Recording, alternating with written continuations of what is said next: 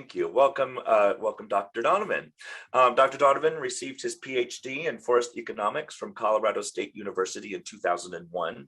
Since then, he has worked as an economist for the Forest Service in Alaska and Oregon. His primary research focused is quantifying the benefits of urban trees. Wow, that's a great segue, isn't it, from our last talk? Currently, he is focusing on how exposure to plant diversity may protect against a range of immune diseases. He's going to be talking to you today about how trees save lives. So take it away, Donovan. Thanks. Jeffrey, Dr. Donovan, excuse me. It's quite all right. And first, thanks to Paul. That was a really great overview. I think makes altogether a very compelling argument. So what I'm going to be doing is looking at something a little narrower than Paul did.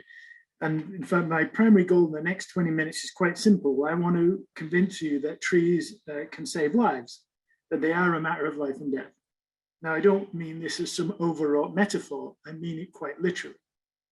And the secondary goal is to show you that it's not just the amount of trees and plants that you're exposed to that's important. Mostly we just think more trees and plants is better, but it's the diversity of that exposure that's also crucially important. And so I have a limited amount of time, so I'm going to talk about just two studies. And the first, I looked at the health impact of tree loss from the emerald ash borer. That's something that we've been spared so far in Oregon, but it's certainly coming, so it's something to be aware of. And the second study I did in New Zealand, and I found that children who are exposed to greater plant diversity have a lower risk of developing childhood leukemia. But let's begin with the EAB study. Now, many of you are familiar with the economic and ecological harm that invasive insects can cause, but less of you know that invasive insects can also damage public health. Now, this isn't directly, I remember there's a terrible thing, a Star Trek movie years ago, where there was this earwiggy type insect that crawled into people's ears and, it took control of their brain. I'm not suggesting that it's that sort of awful thing, thank goodness. Rather, it's the ecological harm that the insects cause that is a risk to public health. And it's this link between the natural environment and public health that is the focus of my research. And in particular, I'm interested in how urban trees can improve our health. However, one of the biggest headaches when you're studying the health benefits of trees is what I call the nice tree, nice neighborhood effect. Exactly what Paul was talking about when he discussed redlining. In urban areas, neighborhoods with more trees, they're going to be whiter, wealthier, and better educated. It's well established. And unfortunately, we know that race, education, and income are also major drivers of public health outcomes. So it can be really tricky to untangle this relationship between demography, the natural environment, and health outcomes. And to make matters worse, trees grow really slowly, so it's difficult to experimentally manipulate them. Because that would be one way to untangle this, is to use, a randomized controlled trial in the way in which you would test a drug. Problem here is that if you plant trees in front of people's house to see if this saves their lives, it takes years or decades for them to grow to full size. In the meantime, they may have moved. I'm not saying we shouldn't have randomized controlled trials. I think we should, but that's, an investment of millions of dollars and decades of time. So what you're generally stuck doing is these observational cross-sectional studies, where at one point in time, you're looking at where the trees are, you're looking at where the people are and how healthy they are, and you're trying to untangle that relationship. And you're also sort of trying to ignore that gnawing stomachache you seem to have all the time, because you may be missing something out. And so several years ago, I was particularly bothered by this nice tree, nice neighborhood effect. And I realized I could flip my hypothesis on its head. That is, if my general hypothesis is trees are good for you, then it would follow that killing them should be bad for you, you would think. Now, why is that such a grand revelation? Well, because it opens up some new methodological approaches, because trees can die a lot quicker than they can grow. So we could actually study longitudinal changes in tree cover in a relatively short amount of time without having to wait decades and decades for them to grow. But, I guess technically we could go down and cut half the trees down in a city. Well, probably bad things are going to happen to us if we do.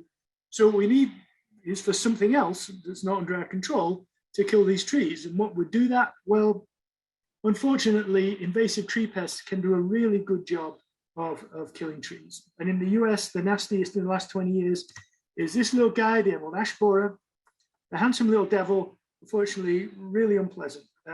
It's killed hundreds of millions or maybe even billions of trees now since it was first detected in Detroit in 2002. Trees typically die in 2 to 5 years. All untreated ash trees die, and it kills all 22 species of American ash. This will give you an idea of what happens. These are ash trees in Toledo, Ohio, 2006, and these are the same trees 3 years later, so quite brutal. Now, EAB spreads in an interesting way. This little animation will show you the early years of EAB spread from 2002 to 2013. And what you see is it spreads in a kind of wave-like fashion like you would expect, but you also get these random satellite populations popping up miles from the nearest infested county. Well, that's because, you know, they can get moved in firewood, they can just jump on cars. I'm told that one of the first places that infested ash trees are often discovered are at roadside rest areas. So you see, for example, here, the furthest west county in 2013 was Boulder County in Colorado. That's hundreds of miles from the nearest county, and it looks like it's at Kansas City, Missouri, maybe. And you'll see down in Tennessee there was also a satellite population that's now spreading. Why I draw your attention to all this is, can you imagine another driver of public health, a demographic driver like race, education, or income? Can you imagine those things changing this quickly or following this sort of pattern? No, it doesn't make sense. Can you imagine household income changing in a pattern that would mirror this? No, it's not. They wouldn't change this quickly, and it wouldn't follow this pattern. That's really important, because what we find is that the loss of trees to emerald ash borer is not correlated with other drivers of health. And that's super important, because EAB, while the presence of trees at one point in time is correlated, the loss of trees over time is not, because EAB is an egalitarian little beast. It's going to kill trees in white neighborhoods, in minority neighborhoods, in rich neighborhoods, in poor neighborhoods. It just doesn't care. So what health outcomes could be affected by loss of trees? Well, I chose to look at cardiovascular and lower respiratory disease. Why that? Because there's good a priori reasons to think that loss of trees could affect those causes of disease. So for example, we know that from experimental studies, if we stick people in the natural environment, their short-term markers of stress go down. Their heart rate goes down, their blood pressure goes down, their salivary cortisol goes down. We know that for sure from experimental studies. And we also know for sure that stress is a risk factor for cardiovascular disease and lower respiratory disease. So that's one thing. We also know from experimental studies that trees can absorb air pollutants. And we know, again, for sure, that air pollution is a risk factor for cardiovascular and lower respiratory disease. So we have these good reasons to think that tree loss might affect these causes of disease. So what I did is I looked at county level mortality, the little black squares in this map of counties, in this case from 1990 through 2007, so you have this long running period without the bug. You add it in and you see what happens. And what happened was in counties with EAB, they had higher levels of cardiovascular and lower respiratory mortality. And interestingly, this association increased in size and significance as an infestation progressed. As I showed you, it takes a few years for the trees to die. So as the infestation progresses, more trees are dying, more people are dying. Now that's encouraging, not in a sense of people dying is encouraging, but methodologically, because you would expect there to be this sort of dose-response relationship, more trees leading to more human deaths. I also saw a bigger impact in wealthier counties. Why would that be? Well, the wealthier counties are going to have more trees. We hypothesized that those trees provide greater health benefits. It then follows that if we take those trees away, we would expect bigger negative health impacts. And that is precisely what we saw. In fact, across 6 years and 15 states, we saw an additional 15,000 deaths from cardiovascular disease and 6,000 from lower respiratory disease. So, 21,000 deaths is not a trivial number. Now, when you get interesting results like this, the temptation is to, shout it from the rooftops, but you don't. If you've got any sense, you lock your office door and you try and disprove them yourself. If you're successful, you get private disappointment. Whereas if you put them out in the world and somebody else disproves them, you get public humiliation. And I've had both, and I can definitely tell you which one I prefer. So what I did is I looked at a cause of death that EAB couldn't plausibly affect. That's accidental death. Certainly, beetles, tree loss are not going to affect accidental death. And I didn't see any impact. Now, that's not definitive in the way in which a control would be in an experimental study, but it is encouraging that you get a relationship between tree loss and 2 causes of death that it could impact, and there was no relationship with a cause of death that it couldn't plausibly impact. So that was certainly encouraging. I would say slightly, following on from, Paul's talking about getting the word out here. Sometimes getting the word out can go a little wrong. And a few years ago, a reporter for Wired magazine contacted me because he was writing a story about a different invasive tree pest, the polyphagous shorthole borer in Southern California. And he actually seemed fairly good for a reporter. He'd read my papers, which is almost unheard of. Fairly good question. So I wasn't as sort of nervous to see the story as I normally am. And I should say here also my wife is a science writer, so she's very interested in transforming science into actually usable information. And as you can see, this is what he wrote. There was a little bit of nuance lost, perhaps, in this story. So when my wife saw this, she laughed so hard, I actually thought she was going to hurt herself. So just a cautionary tale of trying to, get science out into the broader world. So let's switch gears now, and I'm going to talk about a different study. I did a study in New Zealand, and I focused on the diversity of trees and plants that kids were exposed to. Why would I do that? Why focus on diversity? Well, because more diverse trees and plants provide a vast habitat for more diverse microbes. In fact, the total leaf area of the world's trees and plants is double the land area. There's a huge area for microbes to live on. We also know that if people are exposed to more microbes when they're growing up, they're less likely to get immune diseases. Now, this microbial exposure need not come from plants. So, for example, we know that children with more older siblings are less likely to get hay fever because the siblings certainly increase microbial exposure. I certainly increased my sister's microbial exposure pretty aggressively.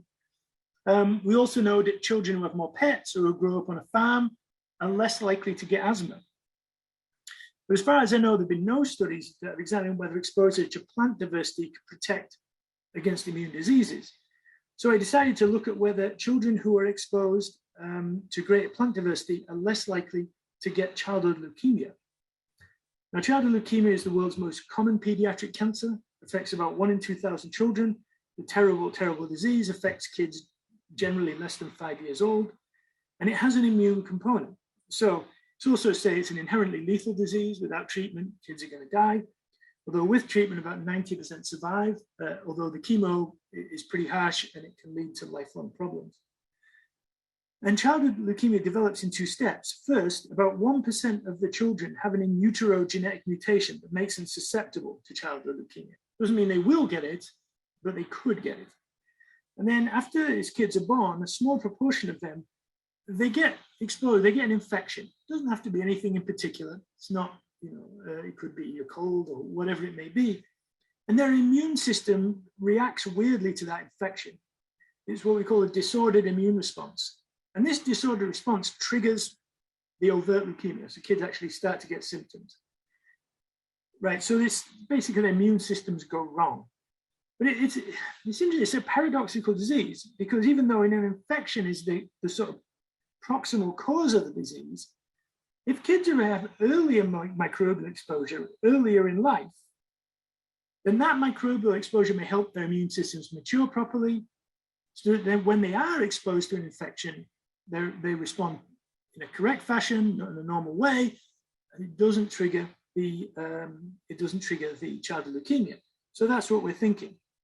And we think that trees and plants might help. Now, why did I do this work in New Zealand? Well, data. New Zealand has something called the Integrated Data Infrastructure. There are these series of individual level databases covering about 95% of the population. Cover things like health, education, births and deaths, just everything. It's amazing. And from a secure data lab, you can comb through these data and look for patterns. That's all I do with my data, really look for patterns. And so I studied the 950,000 children who were born in New Zealand between 1998 and 2013. And I used two data sources to estimate a child's exposure to plant diversity. So first of all, I happen to be living in Wellington when I was in New Zealand. So I'm just going to show you as an example. This is the area around Wellington Airport. The runways in the right there. So there's a land cover map in New Zealand that classifies all land cover into one of 33 classes. So the first thing we thought is, okay, if kids have greater land cover, exposed to more types of land cover, that's going to mean more diverse plants, more diverse bacteria. I should say we did, all the data are reported at what's called a mesh block level in New Zealand. This is the smallest unit that the New Zealand census reports data at. See, they're actually quite small, only average about 95 people, so quite small. So if there was more land cover types in the mesh block, the residential mesh block, we say, okay, that's more diverse plants. But we also used actual records, biodiversity records. So we used what's called the Global Biodiversity Information Facility. And that has about 2 billion records in the world, of which 2 million of them in New Zealand. Right? And they, I won't go into the mechanics of what we did, but combining the land cover data and the Global Biodiversity Information Facility data, we classified all mesh blocks in New Zealand as either low, medium, or high plant diversity. And then, so let's just jump straight to some results and see what we find. Right, this thing is what's called an odds ratio plot. It looks a little daunting at first, but it's pretty easy to interpret if you know a couple of things. You also know what it does is it shows you the relationship between characteristics of a child, characteristics of the child's mother, and the likelihood that that child gets childhood leukemia. So the first thing you say is if and you'll see that each characteristic, there are 5 horizontal lines. That's simply because we were looking at different age ranges. So that's not really particularly important here. So if those 5 horizontal lines are to the left of that vertical red line, it means that characteristic is associated with lower risk. So for example, if we found that kids who had 2 or more older siblings were less likely to get childhood leukemia. And if those horizontal lines did not touch the vertical red line, they didn't touch it, that means that was a statistically significant relationship. So in contrast here, if you only had 1 older sibling, there was no statistically significant relationship. You see, because those horizontal lines touch the vertical red line. In contrast, if those horizontal lines are to the right, then that characteristic is associated with higher risk. So in this case, we split a mother's age into low, medium, and high. If you were in the high range, I think that was a mother who was 33 or older, then that meant that you were at higher risk of developing childhood leukemia.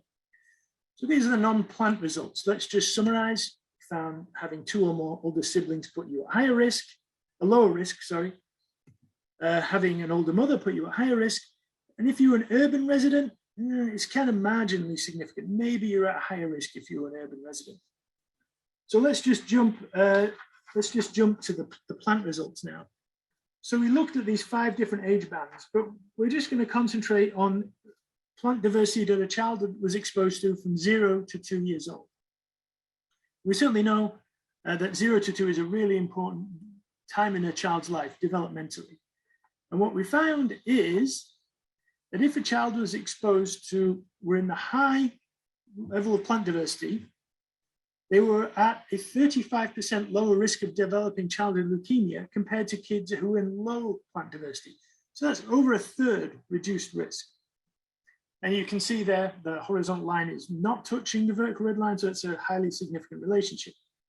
So this is obviously enormously important because this result holds up, because currently there's nothing we can do to actually reduce childhood leukemia risk. So here's an option where trees and plants might be something that we can do to reduce the risk of the world's most important, most common pediatric cancer. So certainly some promising results there, although I should say we need to do more work to just, this is the first study. We don't just take my word for it. We need to do other work to back this up. So this is just a quick look at some of the green health literature, just a couple of studies. As Paul said, there's just particularly the health impacts of trees and plants. That research has just exploded even in the last 5 years. There's an awful lot of that work now. So I hope what I've convinced you is that trees and plants can indeed be a matter of life and death, quite literally. And that it's not just the amount of trees and plants that you're exposed to or you lose, but it's the diversity that matters too. So given that, I would be happy to answer any questions that you might have.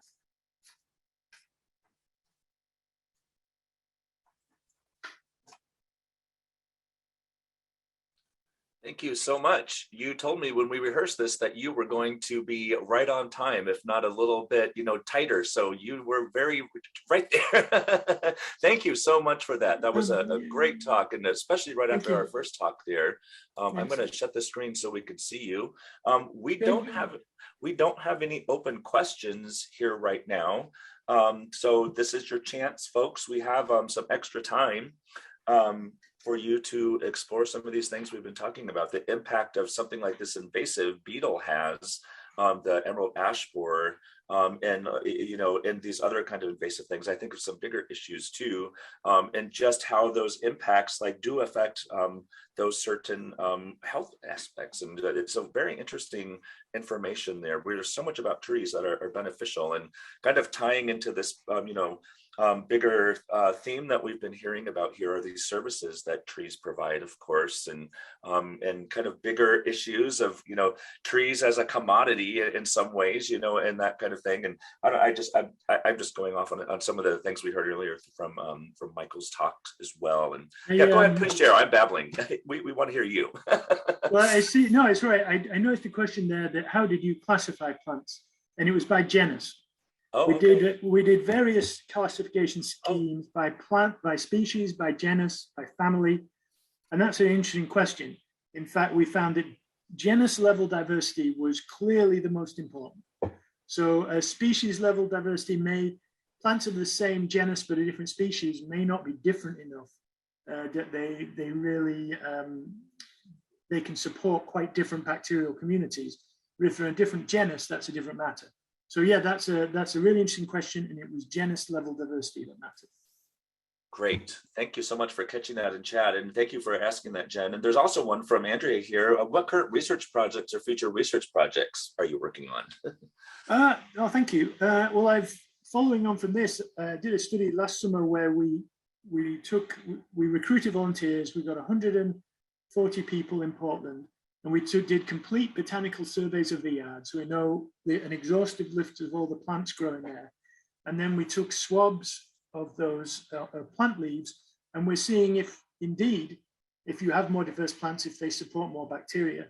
So that's one study. I'm also, for those who are familiar with Friends of Trees in Portland, they're a great organization. And one of the things that's fantastic about them is they have 30 years of tree planting data. And so I've been using that in some analysis and finding that in neighborhoods where you get tree planting, as those trees grow in age, you see that there's a reduction in human mortality. So that's fascinating. It looks like as the trees grow in age, that people may actually live longer. So that's an interesting study.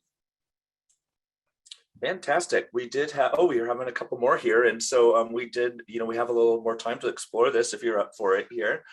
So of course we have another, found your work fascinating. Is ongoing research exploring effect on other diseases besides, do you have other research exploring other effect on other diseases besides?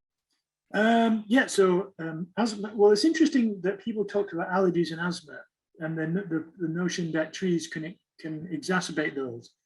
That can be true, but what's important to realize here is the distinction between exacerbating symptoms in somebody who already has the disease and preventing them getting the disease in the first place. So for example, I did some work on asthma, and if you're exposed to greater plant diversity, you're less likely to get asthma. Now, once you have it, yes, then being exposed to plants may, cause an asthma attack. But it's really important to understand that distinction. So yeah, some work with asthma. Let's see, what else am I working on? And some work with cardiovascular disease in particular, looking at that link. That's, I think, a strong link. And then I have a very early stage study looking at some mental health outcomes.